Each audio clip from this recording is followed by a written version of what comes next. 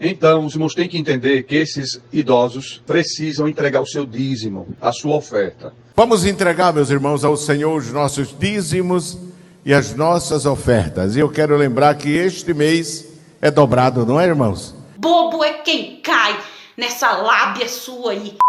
Seja bem-vindo, seja bem-vinda ao canal O Voo da Coruja.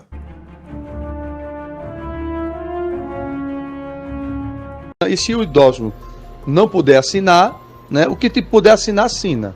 Se eles não assinar, bota o número do cartão dele no talão, tá certo? Então, irmãos, a orientação é essa. Meus irmãos, mais uma vez a paz do Senhor. Agora, atentem bem, irmãos, para o que eu vou falar. Veja, os idosos não estão sendo permitidos sair de casa. Os idosos, 60 anos acima. Então, os irmãos têm que entender que esses idosos precisam tomar santa ceia, precisam entregar o seu dízimo, a sua oferta. Então, a orientação é que os irmãos conversem com os dirigentes de Proate, que sabem que tem o número do telefone desses idosos, que sabem onde eles moram. Então, o que é que os senhores têm que fazer? Ver a data que eles recebem, entendeu, irmão? E comunicar a eles, ligarem para eles, dizendo que vai levar a ceia, não é? E também vai levar o talão da igreja, com orientação, vai levar o talão, que é para os irmãos que não podem ir para a igreja, eles voluntariamente entregarem os seus dízimos. Eu quero lembrar que este mês é dobrado, não é, irmãos? Vamos correr nas casas, ver os irmãos idosos, que é idoso que segura a obra, para ver dízimos e ofertas. Eu quero lembrar que este mês é dobrado, não é, irmãos? Deus me defenderá. Paz do Senhor, pastor, tudo bom? Homem de Deus, a cada dia a gente vai vendo coisas terríveis acontecendo dentro da nossa igreja, Assembleia de Deus Pernambuco, ou seja, IADPE, né? O Senhor sabe muito bem disso e a gente está vendo aí a cada dia, é coisa que a gente recebe e a gente diz assim, é surreal de não acreditar, né? O número, pastor, o número de pastores, de obreiros, né?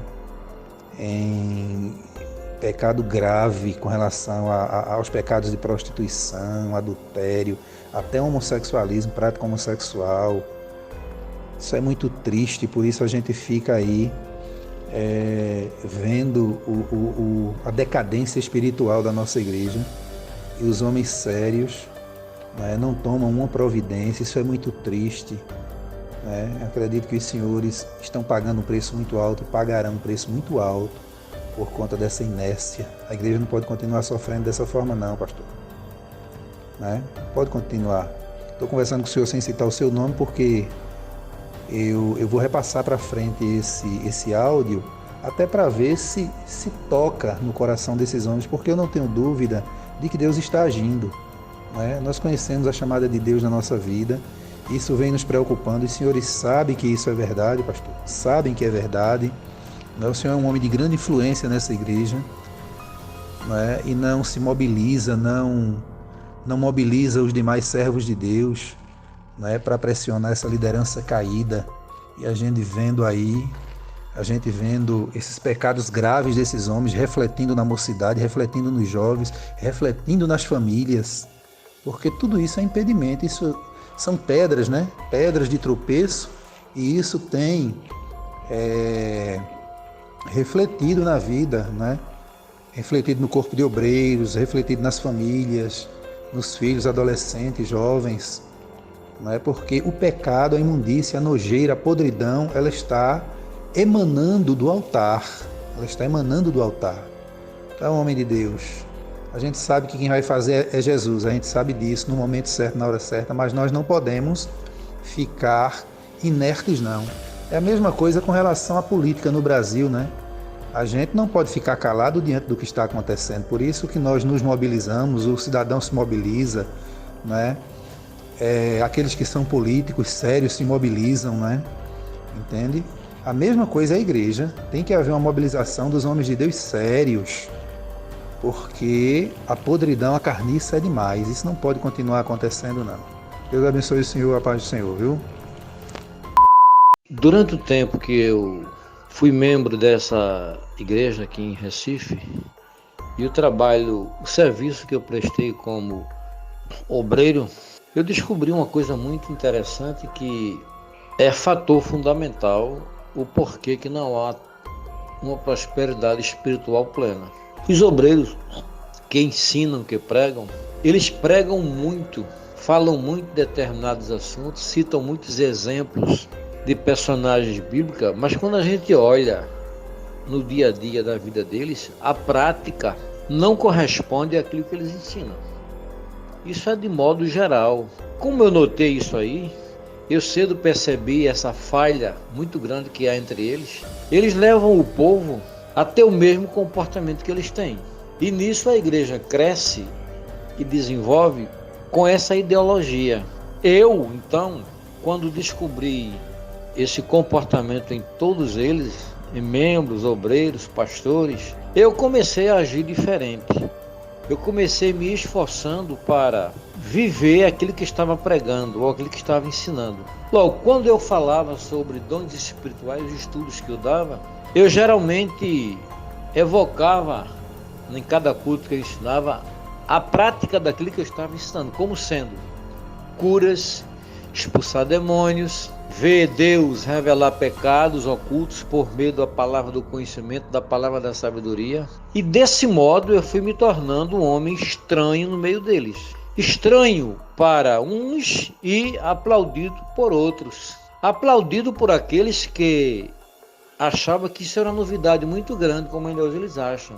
E estranho e perseguido por aqueles que viam em mim realmente, na verdade, a prática daquilo que eu ensinava.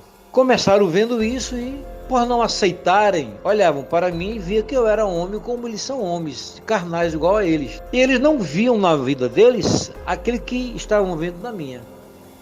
E por quê? Porque eles ensinavam a mesma palavra, como eu também ensinava, mas eu ensinava, e pelo fato de eu me esforçar para ver Deus operar, eu via aquilo e eles viam também na prática. E isso gerou uma controvérsia entre mim e eles. Os ignorantes começaram a dizer, e os incrédulos, que eu queria ser santo demais, que somente eu sabia, como ainda hoje dizem. Agora eu pergunto, evangelho, ele consiste somente em palavras? O evangelho verdadeiro que Paulo pregava, que Jesus pregou, que todos os apóstolos pregavam, o evangelho que vivia a igreja primitiva, ele consiste em palavras, e aquelas palavras serem praticadas por nós. Logo, essa característica a igreja atual perdeu.